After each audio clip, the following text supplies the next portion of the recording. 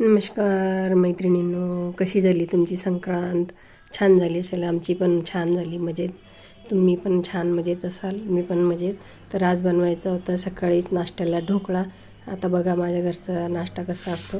मी घेतलं आहे 1 वाटी बेसन आणि त्यात घेतलं आहे 1 इनोचं पॅकेट. छान गाळून बेसन घेतलं आणि इनोचं पॅकेट टाकून त्यात जेवढं पाणी लागेल तेवढं टाकायचं आणि छान एकसारखं फेटून घ्यायचं. आणि ते फेटून घेतल्यानंतर इकडे ठेवली मी कढई. पण आज माझं असं झालं की मला ढोकळ्याचं पात्र भेटलंच नाही, तर मी आज बनवते हे ढोकळ्याच्या इडल्या. तर इडलीच्या पात्रातच बनवलं. तर बघा किती छान फुलली आहे माझी ढोकळा. तर चला आता फोडणी तयार करू. छान जिरं टाकलं, तेल टाकलं, जिरं टाकलं, मोहरी टाकली, हिंग टाकलं आणि मग बघा हिंग टाकून घेते. नंतर थोडंसं कढीपत्ता टाकला आणि हिरवी मिरची. आता टाकूया कढीपत्ता, हिरवी मिरची, कोथिंबीर, थोडेसे पांढरे तीळ. छानपैकी फोडणी अशी तडतडून द्यायची. हळद टाकून घ्यायची थोडीशी.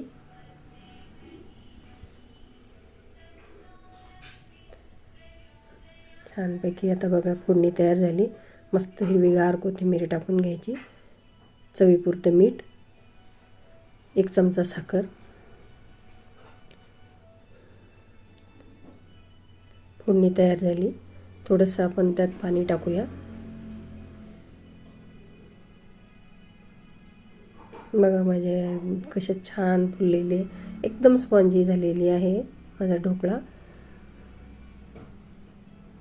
छानपैकी त्यावर घातलेली फोडणी आपण टाकून घेतली आहे. बघा किती छान दिसतो.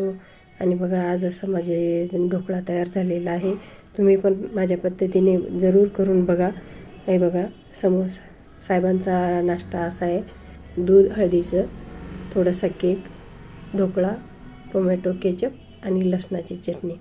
तर बघा किती छान वाटते. तुम्हाला कसं वाटलं जरूर बनवा. सकाळी सकाळी थोडीशी फळं नाश्ता घ्यायचा. आणि आवडल्यास लाईक, कमेंट, शेअर करा आणि नवनवीन व्हिडिओ असेच बघत राहा. आणि माझ्या चॅनलला नवीन नवीन व्हिडिओ बघत राहा. धन्यवाद.